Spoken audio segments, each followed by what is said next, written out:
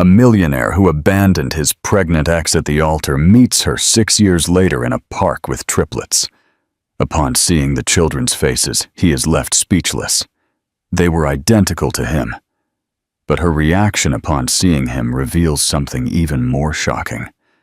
The euphoric scream of children on the roller coaster tore through the air, while Liam watched the controlled chaos of the amusement park with a forced smile.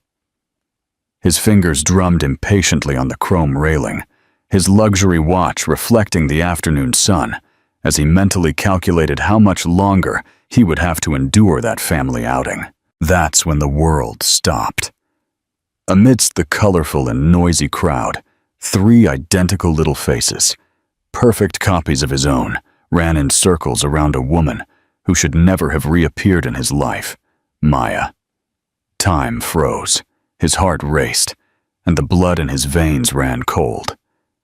The children he had abandoned before they were even born were there, just a few feet away, and the empire, carefully built on secrets, threatened to collapse in seconds. Liam felt the hand of Chloe, his wife of 4 years, squeeze his. He wore casual clothes that couldn't hide his air of wealth, the luxury watch on his wrist, and Italian shoes that looked out of place in the park's relaxed environment. Every few steps before that fateful moment, Liam would discreetly check his phone, unable to completely disconnect from business, even on a Sunday. "Can we at least pretend we're having fun?" Chloe asked, adjusting her designer sunglasses. "You promised today would be different." Liam put his phone in his pocket and smiled mechanically. "I'm sorry. I promise I'm 100% present now." Words that would be lost in the wind in a matter of seconds, when his entire world froze before the sight that appeared a few feet away. It was as if time stood still. First, Liam saw the children. 3 identical boys, approximately 5 years old, running in circles around a park bench. His heart quickened as he noticed their smiles, the dimples on their cheeks, the almond-shaped eyes, features so familiar it was like looking at photographs of his own childhood. Then, his gaze moved to the woman who got up from the bench, lovingly calling the boys Maya. The air escaped from Liam's lungs as if he had been punched. Maya, his ex-fiancée, the woman he had abandoned at the altar 5 years ago, even though he knew she was pregnant. The woman he had traded for Chloe in a decision that he had convinced himself had been purely rational. The blood in his veins ran cold. Triplets. 3 identical children who were his exact copy. For all these years, he had limited himself to sending monthly checks through his lawyers, without ever having seen or maintained any contact with the children he knew existed. It was easier that way, he had convinced himself. Less complicated, less painful. A simple equation of financial responsibility without emotional involvement. But now, seeing those faces, something inside him collapsed. "Liam, are you okay? You look like you've seen a ghost," Chloe asked, following the direction of his gaze.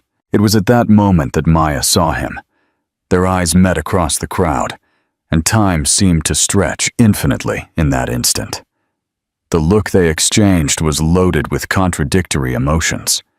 Surprise, hurt, guilt, and something else that Liam couldn't name. "Who is that woman?" Chloe insisted, her voice now tinged with suspicion. Liam felt a cold sweat run down his back. How to explain? How to tell his wife, right then and there, that that woman was his ex-fiancée, that the 3 boys were his children, and that all the time they had been together, he had hidden their existence. "An old acquaintance," he murmured, looking away. "Let's go somewhere else." But it was too late. Maya had approached, holding the hands of 2 of the boys, while the 3rd clung to her leg. Up close, the resemblance was even more impressive. It was as if Liam were looking at miniature versions of himself. "Hello, Liam," Maya said, her voice surprisingly calm. "It's been a while." Her eyes, which had once shone with love for him, now studied him with a mixture of caution and determination. She was different, stronger, more self-assured. The years had been kind to her. Her face retained the beauty that had attracted him from the very beginning. But now there was something more, a firmness, a serenity that came from someone who had faced storms and survived. Maya, was all he could say, feeling the weight of Chloe's gaze on him. One of the boys looked up, curious. "Mommy, who is this man?" Liam's world collapsed with that simple question. They didn't know who he was. Of course they wouldn't know. How could they? He had been just a ghost in their lives, a name on a check, an absence. Maya hesitated for a moment, but answered gently. "This is Liam, a friend of Mommy's from a long time ago." Friend. The word fell like a stone in Liam's stomach. That's what he had become. A stranger, a distant acquaintance, someone who didn't even deserve to be recognized as a father. "And who is this?" Maya asked. Looking at Chloe. "My wife Chloe," Liam replied, each word feeling like a confession of guilt. The flicker of recognition in Maya's eyes was almost imperceptible, but it was there. She knew exactly who Chloe was, the woman for whom she had been traded, the reason Liam had left her alone, pregnant, on their wedding day. "It's a pleasure to meet you," Maya said, with a politeness that Liam knew he didn't deserve. Chloe looked from Maya to the children, and then to Liam. The understanding began to form in her eyes, a growing suspicion that threatened to explode at any moment. "Are these your children?" Chloe asked Maya, her voice controlled but trembling. Maya nodded. "Yes, my triplets. Oliver, Jack, and Noah. Boys, say hello." The children waved shyly, looking with curiosity at the strangers. Liam couldn't take his eyes off them. Every gesture, every expression seemed to echo something inside him. Those little hands he had never held, those voices he had never heard call out for a father, those smiles he had never provoked. "They are lovely," Chloe commented, but her tone was distant, her mind clearly processing the obvious similarities between the children and her husband. An uncomfortable silence hung between the adults, while the children, oblivious to the tension, began to get restless. "Mommy, can we go on the roller coaster now?" one of the boys asked. Jack, Liam thought, although he wasn't sure how to tell them apart. "In a minute, dear," Maya replied, without taking her eyes off Liam. "Actually, we were leaving. It was interesting to see you again, Liam." There was so much hidden in those words, contained anger, unasked questions, silent accusations. Liam wanted to say something, anything, but the words seemed stuck in his throat. "Maya, he began, but she shook her head slightly. "Not here, not now," she said softly. Then, pulling a card from her bag, she handed it to him. "If you want to talk, you know where to find me." Liam took the card automatically, feeling the weight of that small piece of paper as if it were an anchor, an email address, and a phone number. The first bridges to a world he had deliberately avoided for 5 years. "Let's go, boys," Maya called softly, turning to leave. The triplets followed her obediently, their little legs moving quickly to keep up with their mother's pace. Liam watched as they walked away, feeling as if a part of him was being torn away. He wanted to run after them, tell the boys who he really was, beg Maya for forgiveness, explain. But what could he explain? How to justify 5 years of absence? When he finally managed to look away, he found Chloe staring at him. Her eyes were teary, not with sadness, but with contained fury. "Who are they really, Liam?" she asked, her voice dangerously low. The world around them continued to spin, the music playing, the children laughing, the carousels turning in endless circles. But for Liam, everything had stopped. The house of cards he had built was about to collapse. "Let's go home," he said, avoiding her accusatory gaze. "I'll explain everything there." "No," Chloe planted her feet on the ground. "You're going to tell me now. Those children, they're yours, aren't they? They look exactly like you." The weight of 5 years of lies and omissions fell on Liam's shoulders. Around them, families passed, happy in their normalcy, while his own world imploded in slow motion. "Yes," he finally admitted, the word escaping like a painful sigh. "They're my children." Chloe stepped back, as if she had been slapped. "Your children? And when exactly were you planning on telling me about this? After how long, Liam? Weren't 5 years enough to find the right time?" Each word was like a blade, precise and sharp, cutting through the last layers of protection he had built around himself. "I was going to tell you," he tried, knowing how empty that excuse sounded. "I just never found the right time." "The right time?" Chloe repeated, incredulous. "And that woman, she's—" "Maya, my ex-fiancée." Chloe's face paled. "The same Maya you said you broke up with months before we met? The same Maya who, from what I'm seeing, was pregnant when you left her." Liam didn't answer, but his silence was confirmation enough. "You left her pregnant? From me?" Chloe's voice trembled. Horror and indignation mixed in every syllable. "And never in 4 years of marriage did you think that would be relevant enough to mention?" The people around them began to notice the argument, casting curious glances in their direction. Liam tried to take Chloe's arm, to guide her to a more private place, but she pulled away from his touch. "Don't touch me," she said, tears now streaming freely. "I don't know who you are. I thought I knew you, but I was clearly wrong. The man I married would not be able to abandon his own children, to hide their existence, to build our life on lies." The words hit Liam with brutal force, because they contained the truth he had tried to ignore for so long. What kind of man does that? What kind of father never met his own children? What kind of husband hides something so fundamental from his wife? Looking at the card in his hand, Liam felt the weight of all the choices he had made, all the paths not taken, all the responsibilities he had avoided. And for the first time in 5 years, he allowed himself to truly feel the magnitude of his cowardice. "I'm going to my sister's house," Chloe announced, wiping her tears away angrily. "Don't follow me, don't call me, I need to think." She turned to leave, but stopped and looked at Liam one last time, her eyes revealing a deep pain. "You know what's most ironic? For years I begged you to have children, and you always said you weren't ready, that you wanted to wait for the right time, and all this time." She didn't finish the sentence. There was no need. With one last devastated look, Chloe walked away, disappearing into the crowd, leaving Liam alone with the weight of his choices.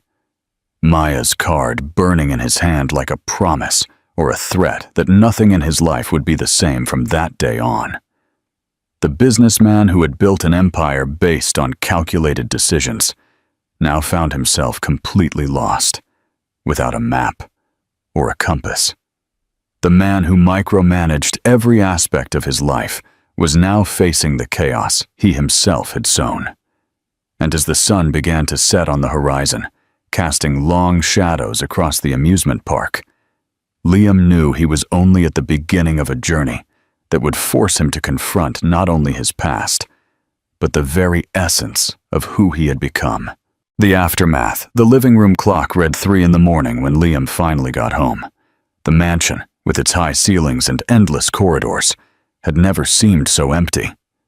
He left the key on the marble console, the metallic clinking echoing in the oppressive silence. Without turning on the lights, he went to the bar and poured himself a generous shot of whiskey. The amber liquid burned his throat, but it couldn't erase the images that haunted him. 3 pairs of eyes, identical to his, looking at him with innocent curiosity. His children. The word reverberated in his mind like a bell, insistent and impossible to ignore. Parents were distant figures in his own childhood, an absent father consumed by work, and an emotionally unavailable mother, concerned with appearances and social status. He had grown up promising himself that he would be different, that when he had children, he would be present. What a cruel irony that now, at 38, he discovered that he had become exactly what he swore to avoid, and even worse. His phone vibrated in his pocket. It was Chloe, finally responding to his dozens of calls. "I need space. Don't look for me for a few days. When I'm ready to talk, I'll contact you." A short, direct message, with no room for argument. Typical of her, a woman who knew how to set boundaries, one of the qualities that had initially attracted him, now working against him. Liam sank into the leather sofa, his phone slipping from his hand. In an automatic gesture, his other hand found the card Maya had given him. He examined it under the dim light coming through the windows. A simple white card, with a phone number and an email address.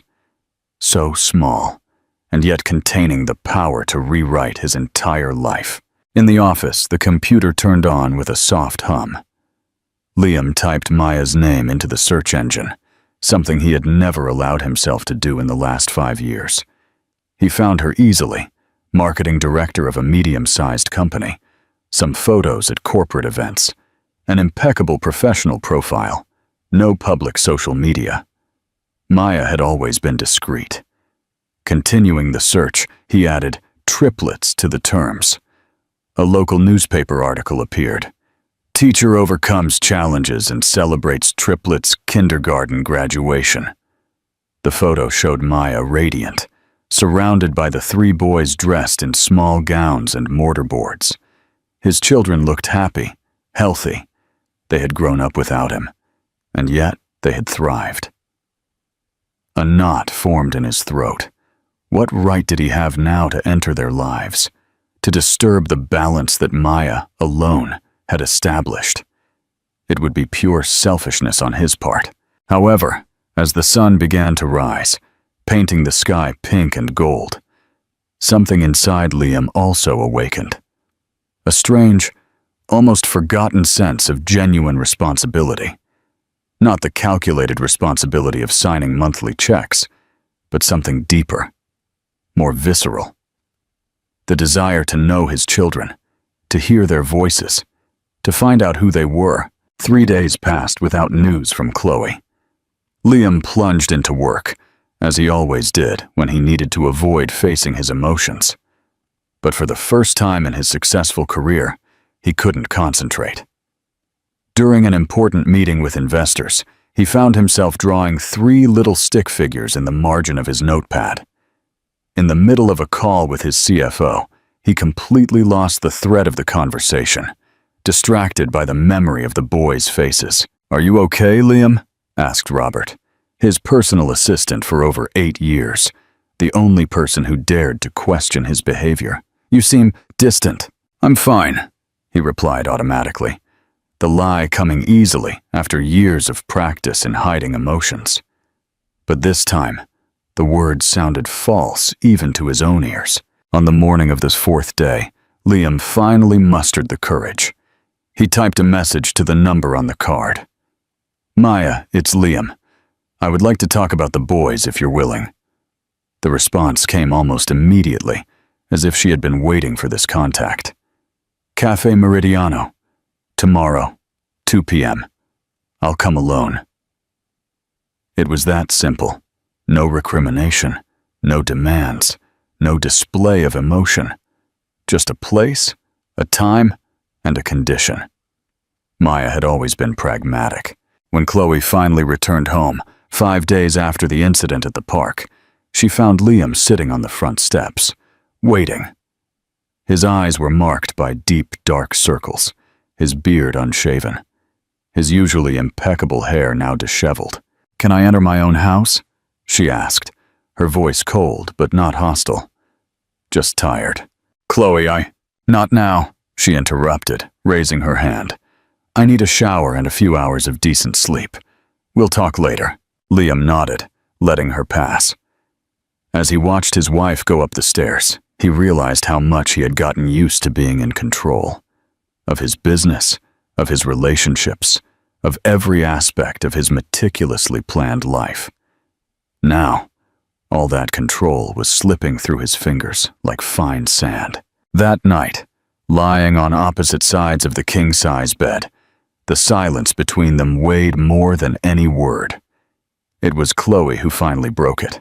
"Why did you never tell me?" The question hung in the air, simple and devastating. Liam stared at the ceiling, where the shadows danced. "At first I was afraid of losing you," he admitted, the painful truth emerging for the first time.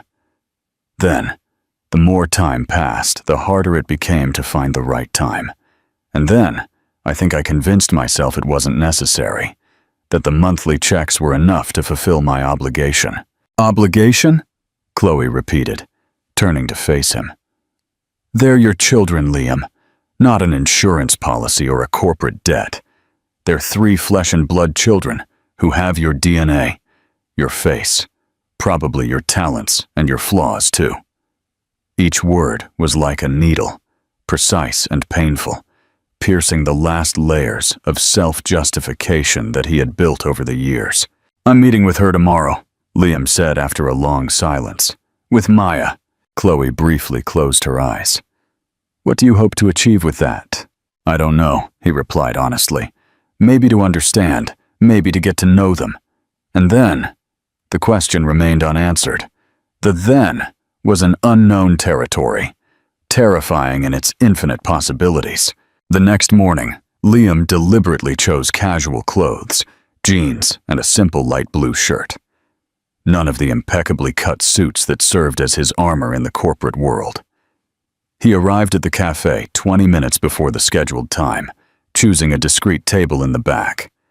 Cafe Meridiano was an unpretentious place, with wooden tables and wicker chairs, very different from the refined restaurants he frequented for business lunches. The aroma of freshly ground coffee filled the air, mixing with the smell of sourdough bread baking in the open oven.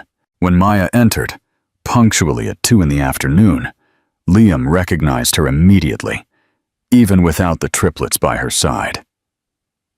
She looked different in the daylight, away from the chaotic atmosphere of the park, more mature, more serene.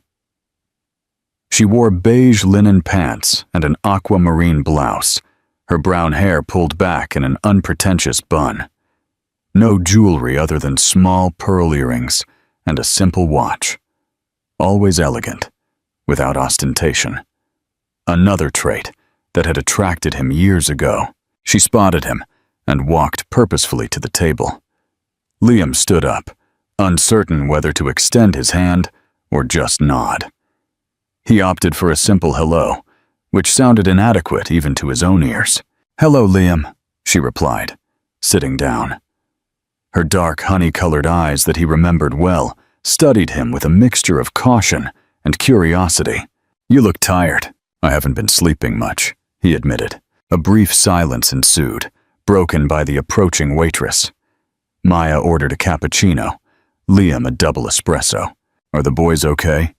he asked when they were alone again, the question coming out more hesitant than he intended. A shadow of a smile passed across Maya's lips. "They are, as restless as ever. Oliver caught a slight cold, but he's getting better. Jack won a math competition at school last week, and Noah won't stop talking about the rocket he's building for the science fair." But each piece of information was like a small dagger, moments of his children's lives that Liam had missed, achievements he hadn't witnessed, difficulties he hadn't helped overcome. "Do they know about me?"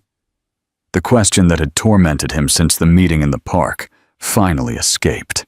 Maya took a sip of her cappuccino before answering, buying herself some time. "They know they have a biological father who lives far away. I told them you had to leave to take care of important business." Liam felt his stomach sink. It was a white lie, much kinder than the truth, which was that he had deliberately chosen not to be a part of their lives. "Why?" he asked, his voice almost a whisper. "Why didn't you tell them the truth? That I abandoned them?" Maya studied him for a long moment before answering. "It wasn't for you, Liam. It was for them. What good would it do for 3 small boys to know that their biological father chose not to know them? What kind of start to life would that be?" The answer hit him hard. While he spent the last 5 years pretending the triplets didn't exist, Maya not only raised the boys, but also protected the image they had of him. Not because he deserved such consideration, but because it was what was best for the children. "I'm sorry," he said, the words completely inadequate to express the depth of his regret. "For what I did to you, to all of you." "I'm not interested in your apologies, Liam," Maya replied, without hostility, just stating a fact. "What's done is done. I built a life for myself and the boys. A good life."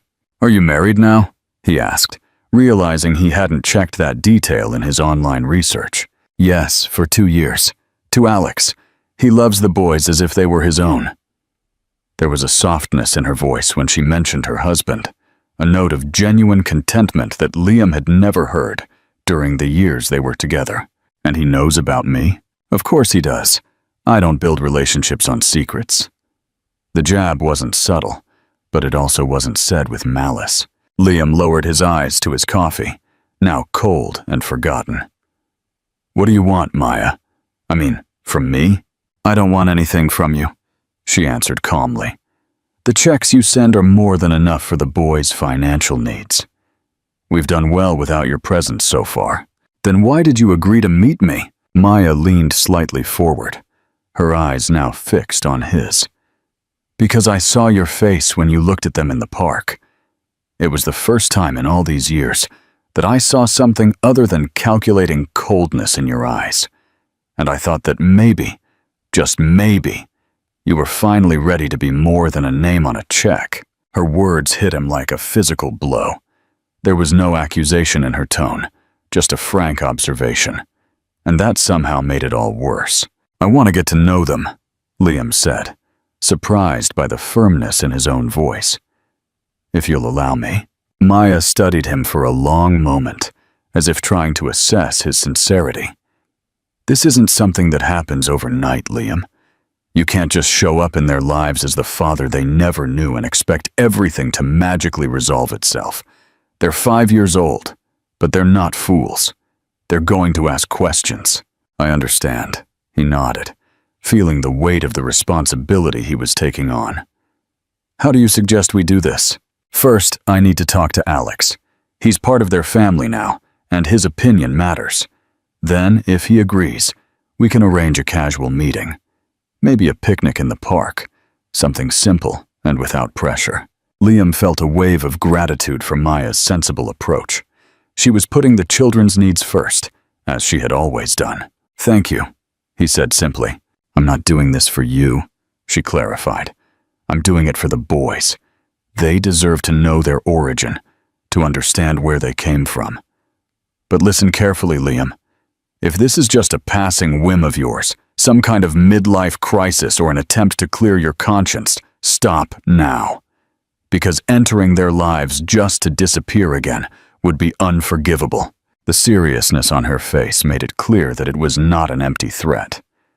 Liam felt the weight of those words, the monumental responsibility he was considering taking on. "It's not a whim," he assured.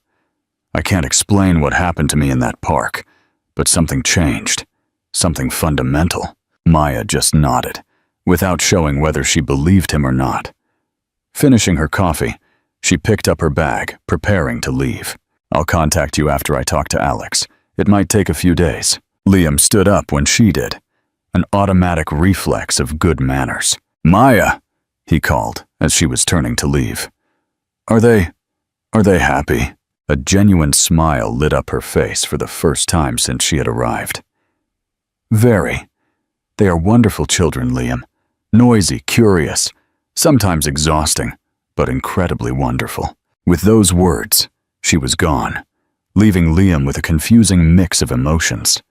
Regret for the lost time, fear of the uncertain future, but also, for the first time in a long time, a small flame of hope. When he got home that afternoon, he found Chloe sitting on the balcony, an open but unread book in her lap. Her face showed clear signs that she had been crying, but there was also a determination in her eyes that Liam knew well. "How did it go?" she asked simply. She agreed to think about letting me meet the boys, he replied, sitting in the chair next to her. She needs to talk to her husband first. She's married. Alex, Chloe noted. Not a question, but a thoughtful observation. She moved on. Yes. A heavy silence fell between them, full of unspoken questions and decisions yet to be made. And us, Liam? Chloe finally asked, her voice soft but firm. Where do we go from here? Liam looked at the horizon, where the sun was beginning its descent, painting the sky with shades of orange and red. It was a question for which he still had no answer, but for the first time in his life he was willing to face the uncertainty head-on. Building a bridge. The message from Maya arrived 5 days later, when Liam was starting to lose hope. A simple Sunday 10 a.m., Parque das Magnolias, next to the lake. The boys will be there. Liam read and reread those words, his heart racing each time. He was about to meet his children, not as a stranger glimpsed by chance in an amusement park, but as someone who could, perhaps one day, be a part of their lives. She responded, he told Chloe, who was having coffee on the balcony, the newspaper open but ignored in front of her. In the last few days, they had established a fragile truce, sleeping in the same bed, sharing meals, exchanging necessary words. But the intimacy that united them was suspended, hanging in an uncertain limbo. When? Chloe asked, without raising her eyes from her cup. Sunday, she nodded slowly. Do you want me to go with you? The question caught Liam by surprise. He had not considered that possibility. Chloe, would you like to go? She finally looked at him, her eyes reflecting a complex mix of emotions. I don't know, Liam. Part of me wants to meet these children who are my husband's children. Another part fears that it might be too much to process right now. Liam sat down beside her, carefully, maintaining a respectful distance. I think the first meeting should be just me, so as not to confuse them even more. Makes sense, she agreed, a note of relief in her voice. After a moment, she added, Have you thought about what you're going to tell them? How are you going to introduce yourself? The question hit him like a punch to the stomach. No.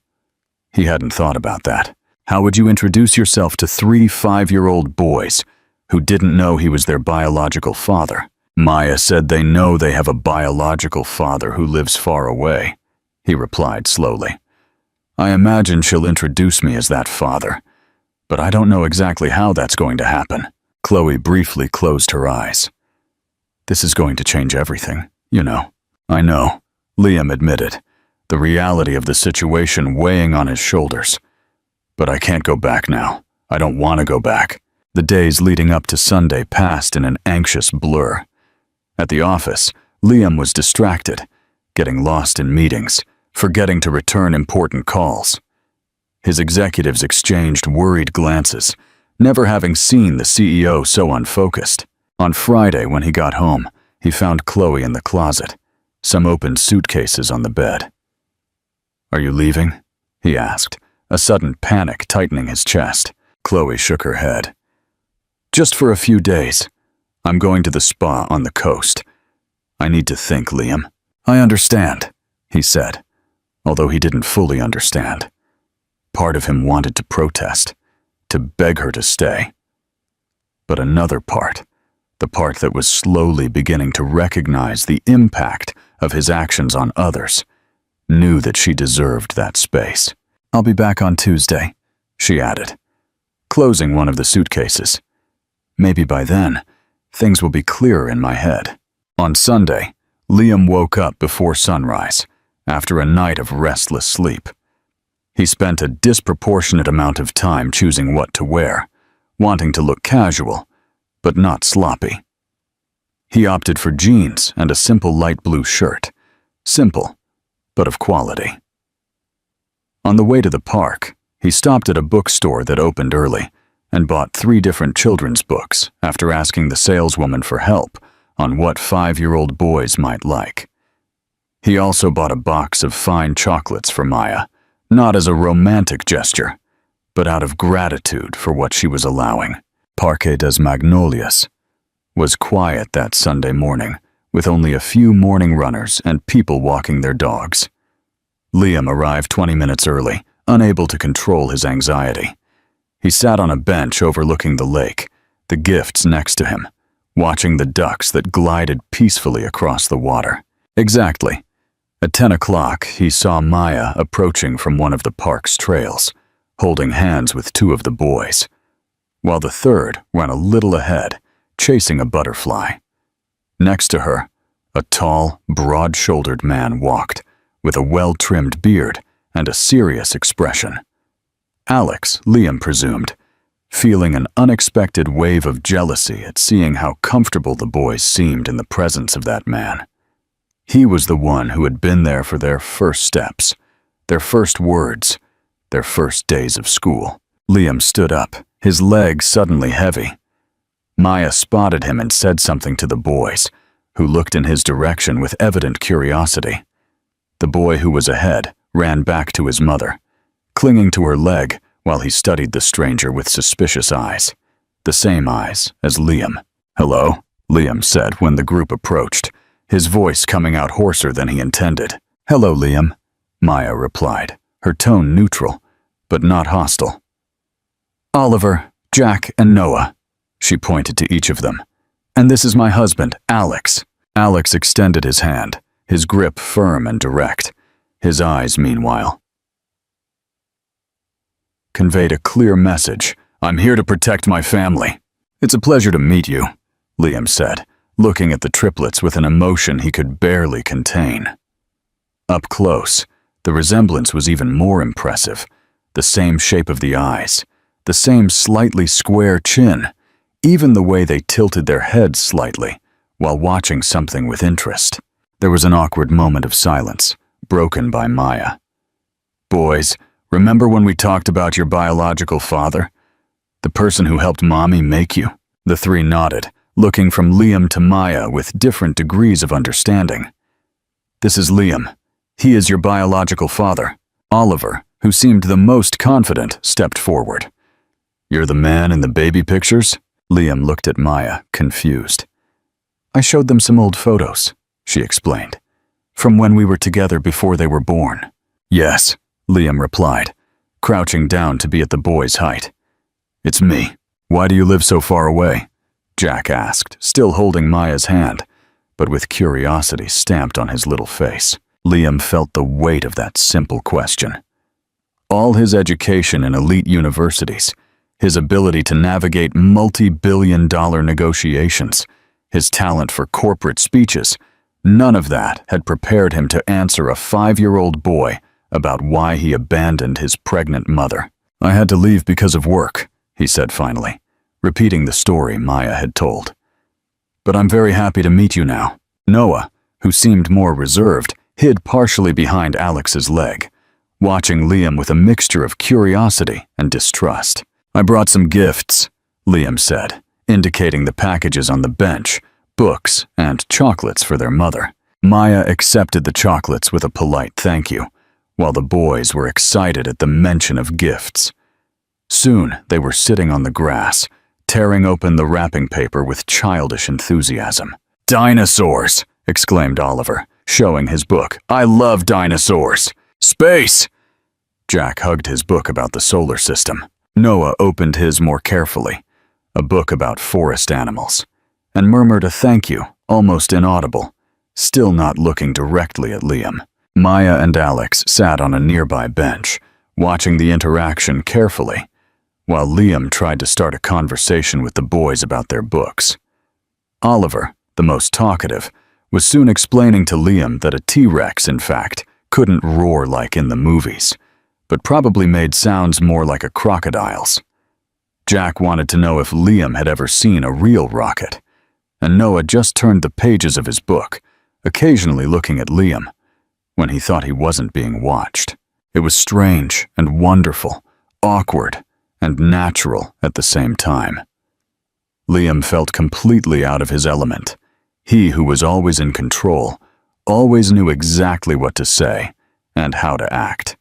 Now, sitting on the grass of a park on a Sunday morning, trying to connect with three small versions of himself. He was totally vulnerable.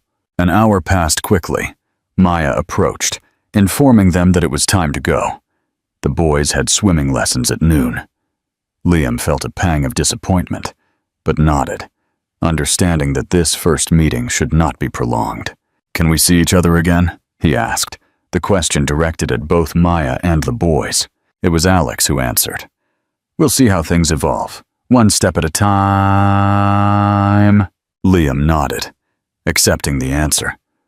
When they said goodbye, Noah, the quietest of the three, surprised everyone by asking, "Are you going to go far away again?"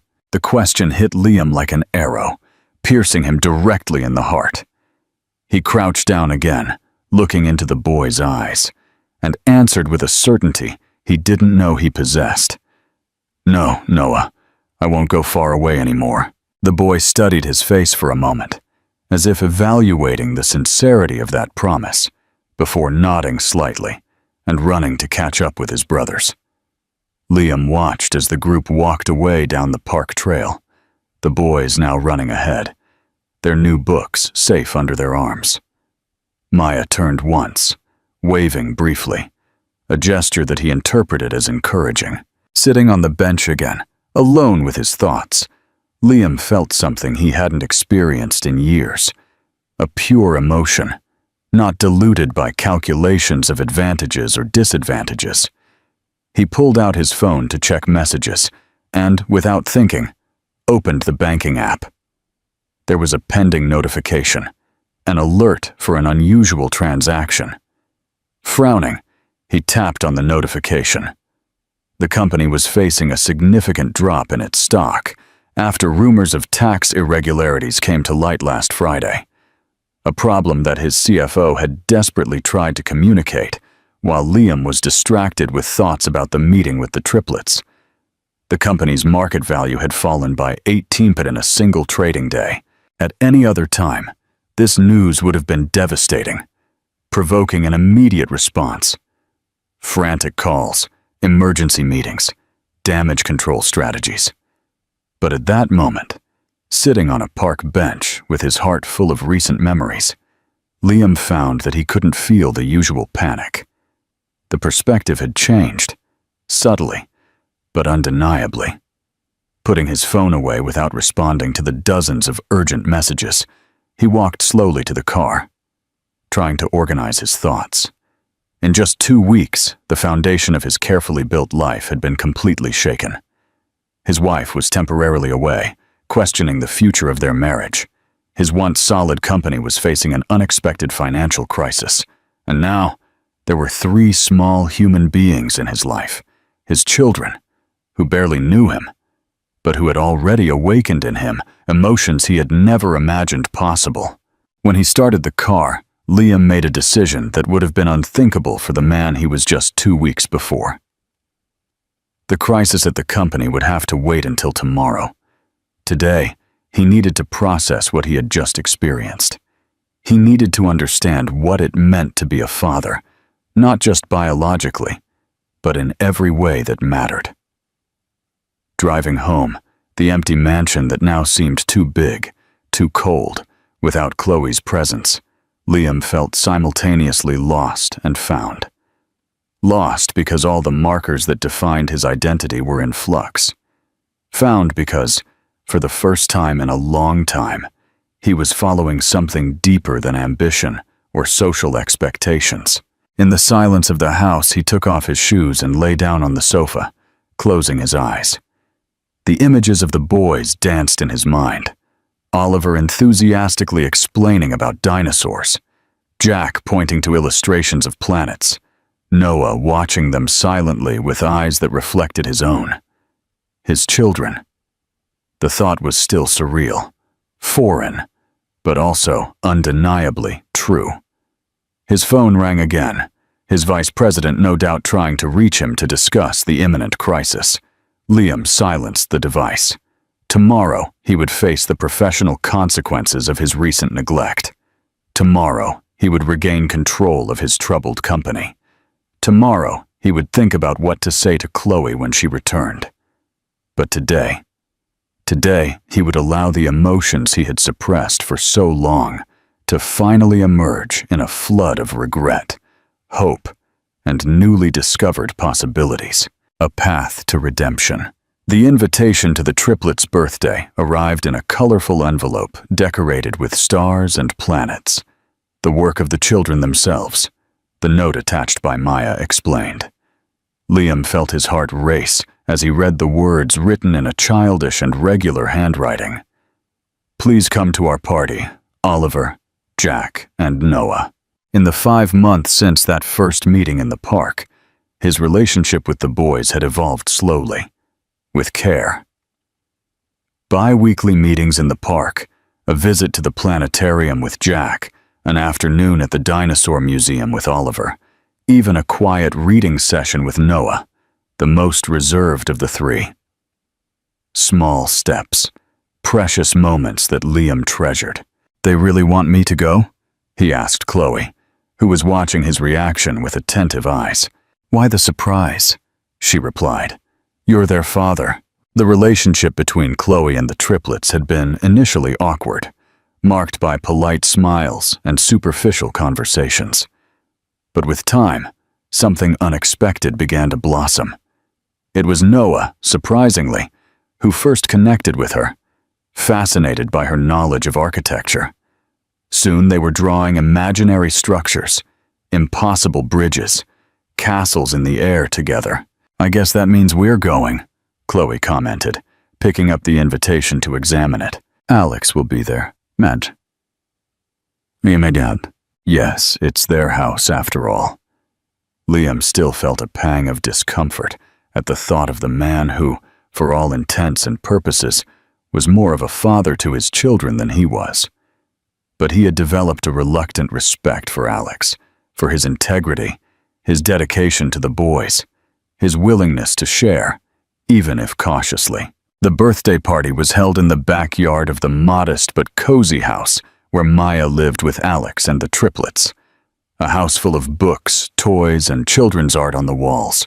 A real home, not a magazine residence like the mansion where Liam and Chloe lived. Watching the boys run among the guests, laughing and playing under the late afternoon sun, Liam felt a mixture of joy and sorrow. Joy for being there, for being a part of this moment. Sorrow for the many lost moments, for the 5 years of voluntary absence. Thank you for coming, Maya said, approaching with 2 glasses of lemonade. It means a lot to them. Thank you for inviting me, Liam replied, accepting the drink. Maya, I wanted to ask you something. My lawyer told me that you refused all my offers to increase child support. Why? Maya smiled. A calm smile that reflected a wisdom that Liam was just beginning to understand. Because money wasn't what they needed from you, Liam. It never was. The simplicity of that answer hit him like a revelation. For years, he had equated parental responsibility with financial support. A convenient equation that allowed him to maintain emotional distance while fulfilling legal obligations. Maya had understood long before him that what her children really needed was not robust bank accounts, but presence, time, connection. Later, during the cake cutting, Liam watched as Alex helped Noah hold the knife. How he whispered words of encouragement in the boy's ear.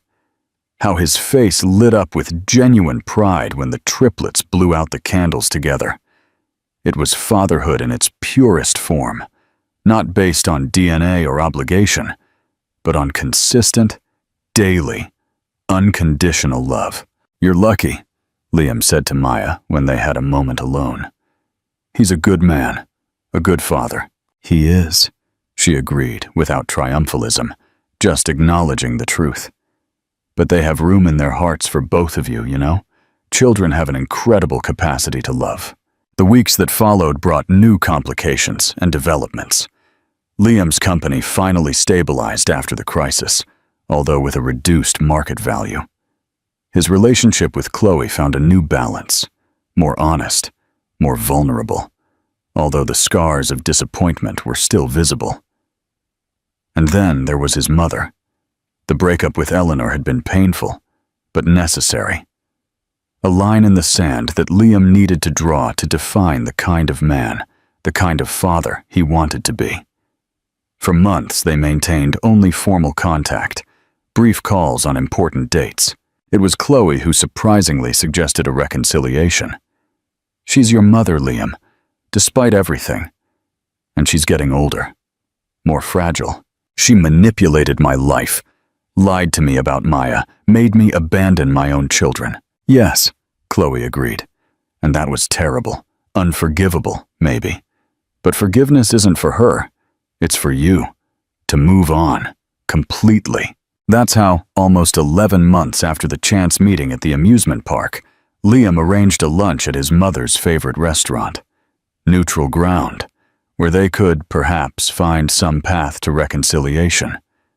What he didn't expect was to find not only Eleanor waiting for him, but Maya, Alex, and the triplets as well. "What is this?" he asked Chloe, who squeezed his hand in response. "A surprise. Your mother asked to meet her grandchildren." Eleanor looked smaller somehow, less imposing than Liam remembered. Her eyes, normally cold and calculating, now showed a vulnerability he had rarely witnessed. "Hello, Liam," she said, her voice betraying nervousness. "I hope you don't mind this unexpected arrangement." The lunch started awkwardly, with artificial conversations and tense silences. The boys, feeling the strange atmosphere, were unusually quiet, watching the adults with attentive eyes. It was when dessert was served that Eleanor finally spoke, her voice more fragile than Liam had ever heard. "I would like to apologize," she said, looking first at Maya, "for interfering in your lives in such a destructive way, for lying, for prioritizing status and appearances over my son's happiness and my grandchildren's well-being." Turning to Liam, she continued, "And to you, my son, for encouraging you to become the kind of man who abandons his responsibilities, who sees relationships as transactions. I was wrong, so terribly wrong." The silence that followed was dense, loaded with the weight of years of resentment, of suppressed pain, of lost opportunities. Liam felt a lump in his throat, unable to formulate a response. It was Noah, surprisingly, who broke the silence. "Are you our grandma?" he asked, looking at Eleanor with childish curiosity. A shaky smile appeared on the elderly woman's face. "I am, dear, although I don't deserve that title yet. We have 3 grandmas now," Oliver observed pragmatically. "Alex's mom, Mama, Ami's mom, and you." 3 grandmas, Eleanor repeated, unexpected tears shining in her normally dry eyes. "How lucky you are." Something broke at that moment, not dramatically, but like thin ice melting under the spring sun. Liam saw his mother not as the manipulative and controlling figure she had always been, but as an elderly woman, confronting the mistakes of a lifetime, seeking redemption while there was still time. "I'm trying to be a better man than I was," Liam said, finally finding his voice. "A better father than the one I had as an example. It's not easy, and I make mistakes every day. But I'm trying." The words were not directed only at his mother, but at everyone at the table, at Maya, for protecting the children while allowing him to slowly enter their lives. At Alex, for his generosity in sharing the fatherhood he had taken on alone for so long. At Chloe, for her strength in staying and trying to rebuild something new from the ashes of what they had lost. And at the boys, for their incredible ability to love without judgment, to accept without conditions. A full year had passed when Liam suggested a trip to the same amusement park where it had all started. Everyone agreed. Maya and Alex, Chloe, the triplets, even Eleanor, who now spent entire afternoons with her grandchildren, making up for lost time with stories and homemade cookies.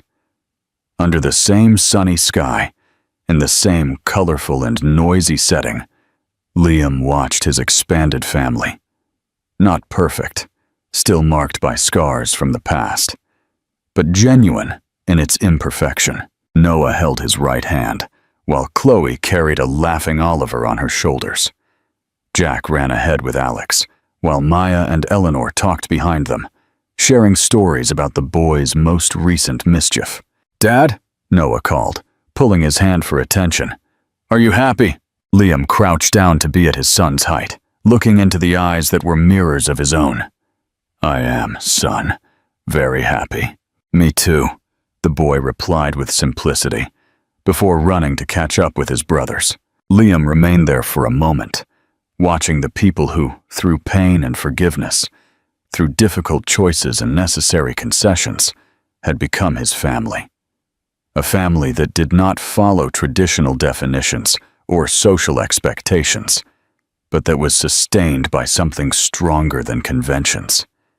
Imperfect, but persistent love. And at that moment, under the sun of a Sunday afternoon, identical to the one that had changed his life a year earlier, Liam finally understood the true meaning of fatherhood, of family, of success, not measured in professional achievements or carefully maintained appearances, but in the ability to love and be loved, to make mistakes and try again, to build bridges where there were once only abysses,